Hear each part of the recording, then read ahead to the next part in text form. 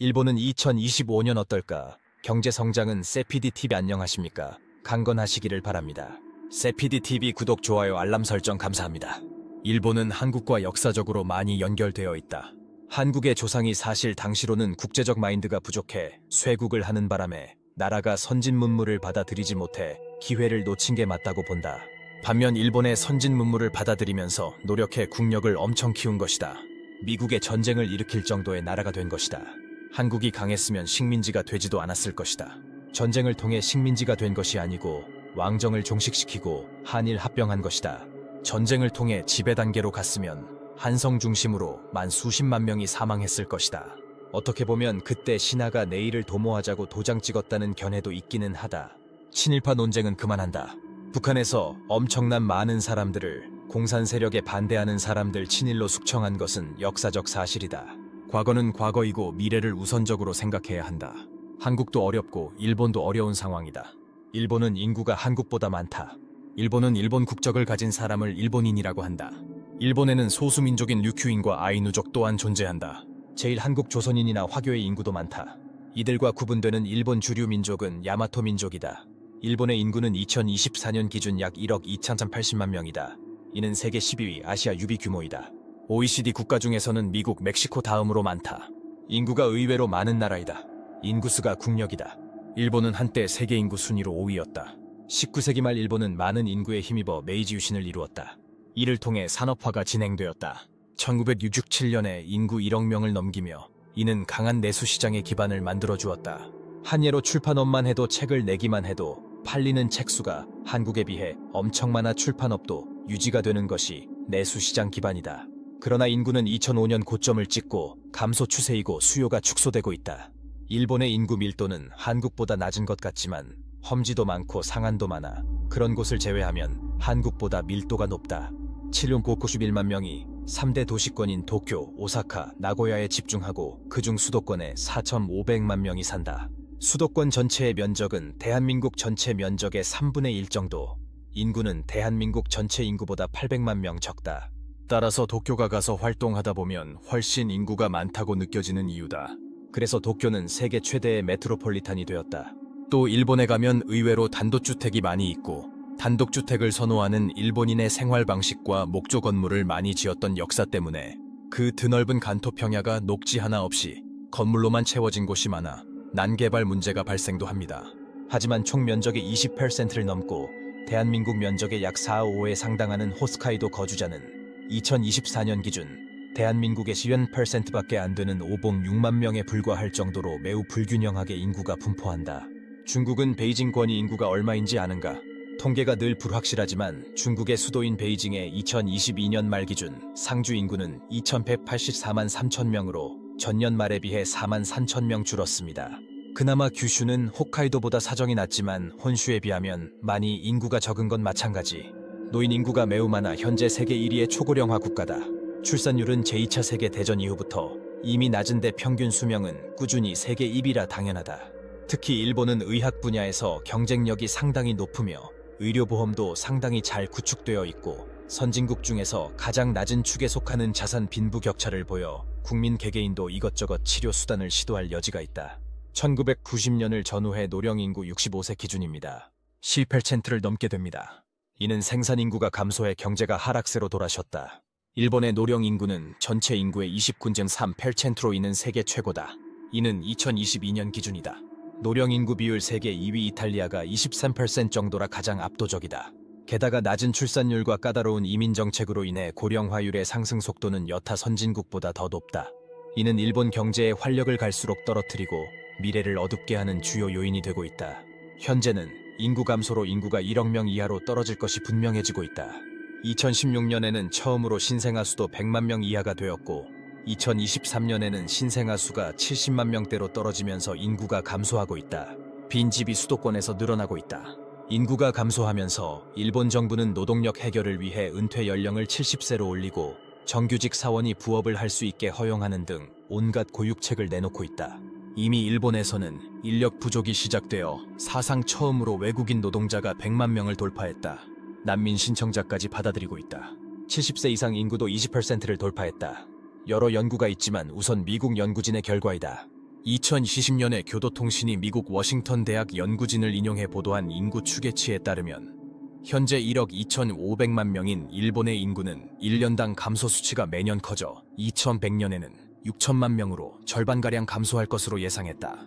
2024년 일본 경제계와 학계 인사로 구성된 인구전략회의는 국년 인구 8천만 명 선을 사수하는 것을 목표로 인구 정책을 추진해야 한다는 보고서를 발간했다. 이를 위해 청년 소득 증대, 비정규직의 전환 등질 좋은 일자리 공급이 가장 중요하다고 보았다. 어느 나라든지 저출산 대책은 매우 중요하다.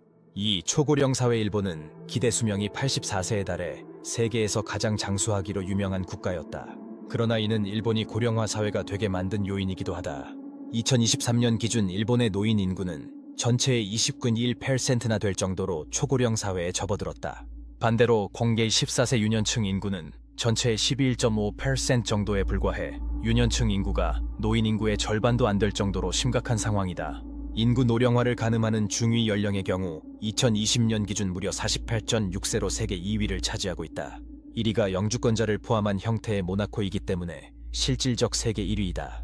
합계 출산율은 2019년 기준으로 1.32명, 2022년 기준으로는 1.16명으로 한국보다는 높은 수준이고 여성의 초산 연령은 30.7세로 한국보다 조금 낮다. 영아 사망률은 저천 명당 2명으로 매우 양호한 수준이다.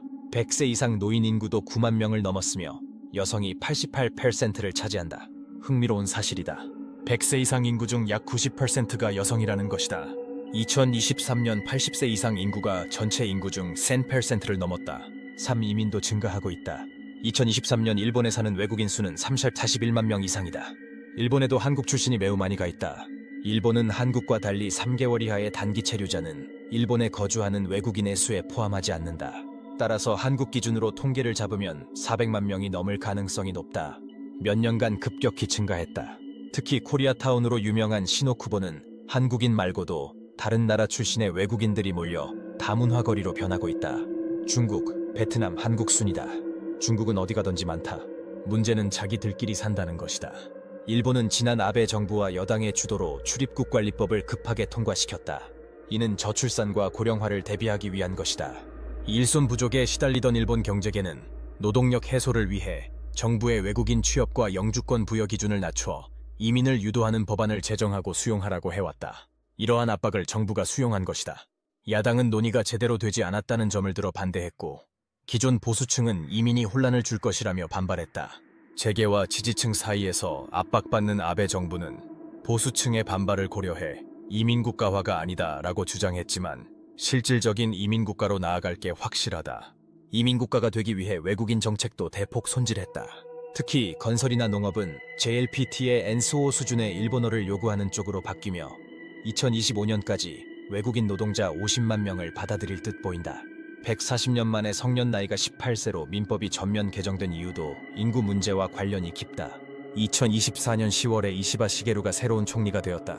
정책은 큰 차이는 없다. 2025년 일본의 경제 성장률은 얼마인가요? 장기적으로는 당사의 개량 경제 모델에 따르면 일본의 GDP 연간 성장률이 2025년에는 약 1.20%, 2026년에는 약 1.7%로 추세를 보일 것으로 예상됩니다. 일본 총리는 외교와 방위 두 축으로 국익을 지킬 것이다 강조합니다. 일본 금리는 어떻게 될까요? 일본 은행들이 지난 30년가 볼 수 없던 수준으로 기준금리를 인상할 것으로 예견하고 있습니다. 당장 2025년 1월 20일 트럼프 대통령이 취임합니다. 트럼프에 동조하는 정책을 취할 가능성이 매우 높습니다. 우선 불확실성을 해소하기 위해 1월 말부터 금리를 인상할 수도 있습니다. 엔화 약세로 일본의 관광하기가 좋아던 것은 사실입니다. 일본이 언제든지 금리 인상을 해도 이상할 게 없을 것입니다. 엔화 약세 압력은 지속될 것으로 일본 관료들은 보고 있고 물가가 오르는 정도를 파악하며 대응할 것으로 보인다. 미국과의 관계에서 정책 조정이 이루어질 것이다. 트럼프의 관서의 정책과 적극 재정은 미국의 인플레이션 압력으로 작용할 것이고 이는 미국 금리가 오르고 엔화 약세 달러 강세가 진행되면 수입 물가 상승으로 이어집니다. 당연히 인플레이션 압력이 됩니다. 이 경우 일본 은행들은 물가 상황을 보며 금리 인상을 할 것입니다. 정확한 시나리오는 없습니다. 미국은 물가 상승을 기술력과 효율성 제고로 억제할 것으로 보입니다. 관세를 높여도 인플레이션을 잡는다는 구상입니다. 여기에 일론 머스크가 활동합니다. 세계는 연결되어 있고 글로벌화되었습니다. 세피디 TV입니다. 우리가 모르는 일본의 실력, 일본의 변화, 일본 경제의 저력, 일본 경제 위기로는 진실인가? 라는 제목을 보시면 느끼십니까? 아직 일본은 변화하며 움직이고 있습니다. 일본은 내리 10년째 경제 침체기에 있지만 아직도 수출 상품 경쟁력은 세계 1위다. 사회적으로 제기된 문제점의 해결을 위해 국가 전체가 두 팔을 걷어붙이고 나섰다. 저축을 너무 많이 해서 고민인 일본인들은 한국의 11배나 되는 내수시장을 갖고 있다. 일본은 우리보다 변화의 속도는 분명 느리지만 그들에게는 한 번 한다면 철저히 하는 전통이 있다. 이 내용은 2000년대 초에 분석된 내용이다. 참조하시기 바랍니다. 아직도 일본은 겸손하면서 엄청난 중소기업들이 많이 있습니다. 한국은 일본에 배울 것을 배우고 개선해 가야 합니다. 한국도 일본도 위기 속에 탈출 중입니다. 세피디 TV입니다.